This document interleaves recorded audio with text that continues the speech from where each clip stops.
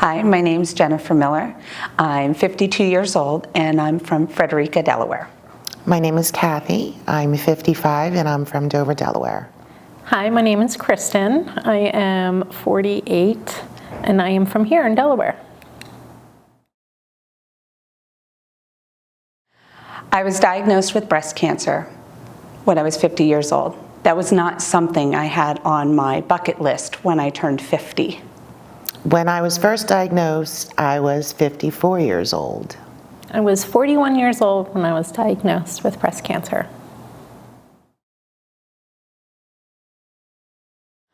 I first realized that there might be an issue when I went for my yearly exam, and they called me back again for another exam, and then they gave me the go-ahead sign. Unfortunately, though, that year, I went for my yearly exam again, and they called me back again. And I had noticed that my breast hung differently than the other one, and it just didn't seem right. So when they called me back again, I knew in my heart that something was wrong. I initially didn't realize what the signs were until I got a little bit more educated, and the more exams that I started to get, then I realized one of the signs was the sharp, piercing pains that I had in my left breast area. And that's when they started to look more into that as they started to do the mammograms. So I actually didn't know I had it. I just went for my annual mammogram, and thank God for the 3D, because that's what found it. When I was first diagnosed, I was so mad.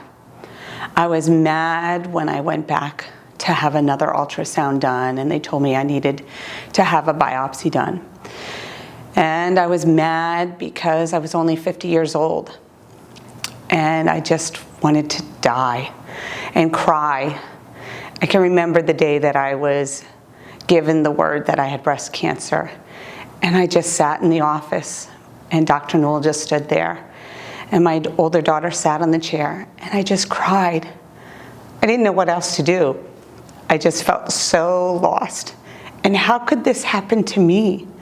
I'd done everything that I thought I should do to take care of my health. I didn't eat inappropriate things. I didn't drink or smoke or ever do drugs. I lived a healthy lifestyle, and yet here I was in a situation which many women have come in contact with. When I first initially got my diagnosis, I was in panic mode. I was devastated. I thought it was the end of the world. It was a very, very hard time for me, and I really didn't know where to go at that point in time. I didn't know where to turn to, and that's when the journey started. My first thought was I just cried my eyes out. Second one was, how do I do this? I have to be strong for my kids. So it was just good spirits from there on. That's all I could do. Think positive. When I was first diagnosed, I had my older daughter, Kayla, come to the appointment with me because I didn't want to hear what the results were by myself. So she was really the first person I told. And then afterwards we went to get a treat because I just couldn't stop crying. And I went home and I told my husband. He was the next one. And then I waited for about a month and a half before I told my youngest daughter. I couldn't tell her because she was in high school and I didn't want her to worry. And I knew my older daughter, because of her medical background, she'd be able to take in all the information, and she'd also be able to help reassure my husband and listen to all the answers.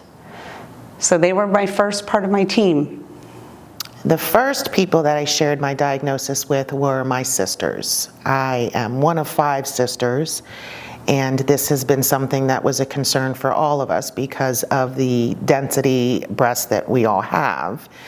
And it has not been a concern over the years every time I got my mammograms until last year when they took it a step further with my mammogram, and that's when they noticed the spot. The first person I shared it with was my husband, and he was there with me, so he didn't have a choice. He had to hear it.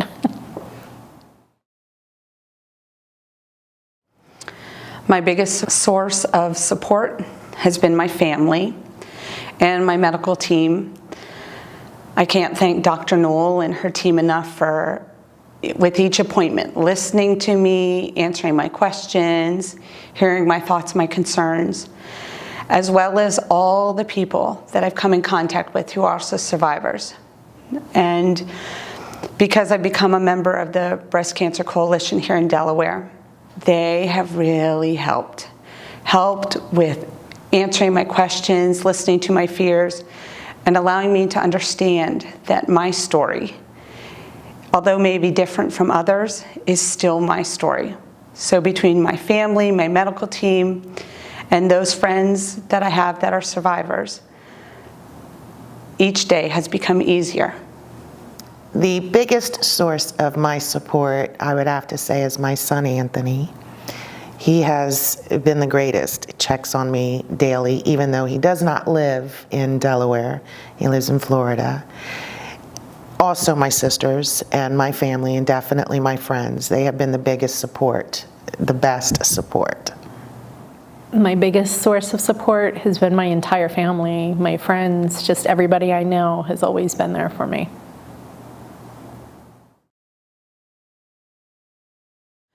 When they called me back at the imaging center to have yet another mammogram and an ultrasound done, I remember the doctor saying, "You're going to need a biopsy." And I was so mad. I was like, great, you guys told me last year everything was okay. And I went through all these things. And I said to him, I want to know the best here in Delaware. I want to know who in this area is going to help me and take care of this. And the doctor said, Dr. Newell.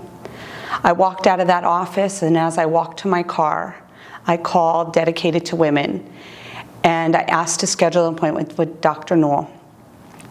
I got scheduled immediately, and within a few days, I saw Dr. Newell, nurse practitioner, and my journey started. What led me to choose Dedicated to Women is mostly by referral from my primary physicians and from friends that have dealt with breast cancer in the past. I was referred to Dedicated to Women, and they've been absolutely wonderful throughout my entire process. So I chose Dedicated for Women for Dr. Newell. One, she was recommended, but the research showed that she is all about the breast cancer and just very comforting to be around. The team here at Dedicated to Women helped me each day. There were times where I would come into my appointments to see Dr. Newell, and I'd just want to cry.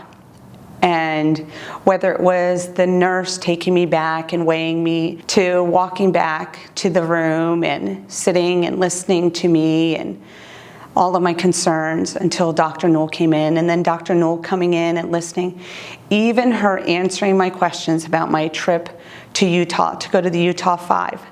She really listened to what my concerns were about making such a big trip only months after my radiation had stopped. But it wasn't just her. It was everybody here at Dedicated Women. The receptionist at the front, the scheduler who scheduled all of my procedures at the hospital, just each person on my team here helped to make each day better. And some days still aren't good. And some days when I come back for an appointment for my 3-month checkups, I still can have moments where telling my story is hard. But they listen and they care and they help me to move on. Dedicated to Women have definitely been a motivation for me to proceed with every step of the way. They were compassionate. They definitely made sure that they kept on track with every process that I had to go through. They were very informative and very personal. They reached out to me, the nurses did, and then they would check on me. Anytime that I felt a little emotionally overwhelmed, they were definitely reaching out to me on a personal level, and that made everything so much easier to deal with, and I'm very grateful for that.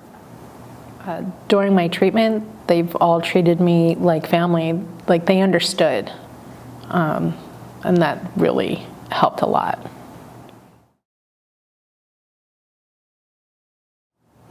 You know, I love Dr. Newell, and I appreciate that she's very much like me. She gives the facts, and she gives you options. But the most important moment that I had with her, I believe, was when she gave me the diagnosis and she shared all my options. And then after all those options were given, she allowed me the time to think about what I wanted to do and what I felt was best for me. And then when radiation was done, encouraging me that going to visit the Utah 5 and hiking those trails would be a great way to celebrate now being a survivor who had finished radiation. I have to say, everybody throughout my process has been wonderful, but the one person that really, really helped was Dr. Newell. She was absolutely amazing through the process, very compassionate, very informative. She is definitely one of the best doctors that I've dealt with throughout this process. Dr. Lee, my radiation, and Dr. Sawney, my oncologist, wonderful. The one thing I'll always remember is right after I had my biopsy, Dr. Newell called me into the office so I didn't have to wait all weekend. And she sat there on the bed, on the chair, and hugged me after I found out the news. So the verse that I use all the time and have always used in my life is, I can do all things through Christ who strengthens me. It's Philippians 4:13. It was hard to remember that verse in the middle of diagnosis, but it's now been part of my life again. And I try to remind myself that I can do this and that I'm not alone. So the one thing that's always helped me through all this, sounds funny, but it is what it is. That's all I can say. It is what it is, but I'm not going to let it bring me down. And just positivity. I'm a jokester, so, you know, I made fun of everything.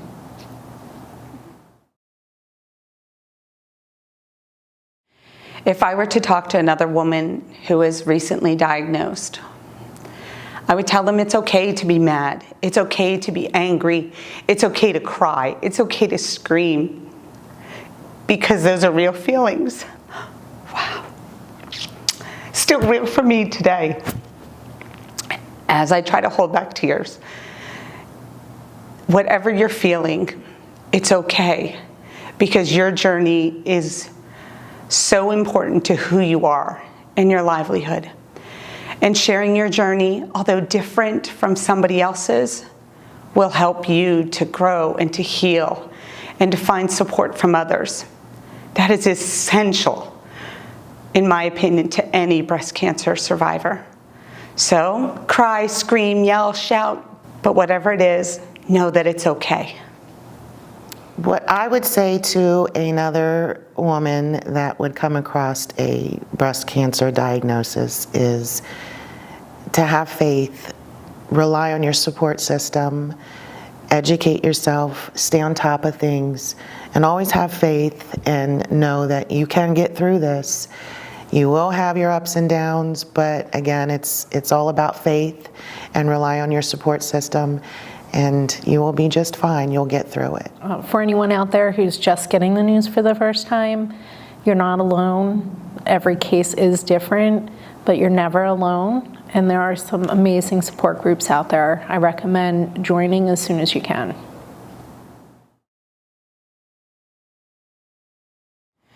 Your journey is not an end, but a beginning.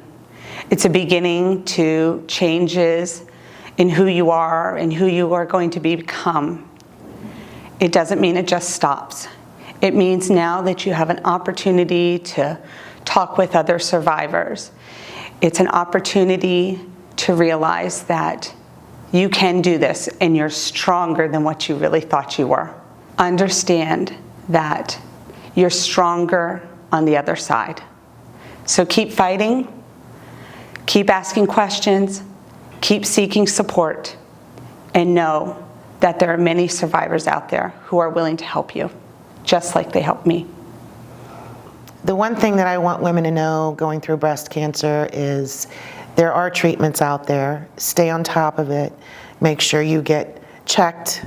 Make sure you let everybody know that they need to stay on top of it and get checked. And in addition to everyone else being your support system, and it's also best to be their support system as well. Everyone that has gone through this is always the best support system. It is not the easiest process to go through. It is a very rough journey, but when you make it through, it's worth it, and you'll get through it. For anyone out there with breast cancer, it will change your life. It's up to you if it changes it for the better or for the worst.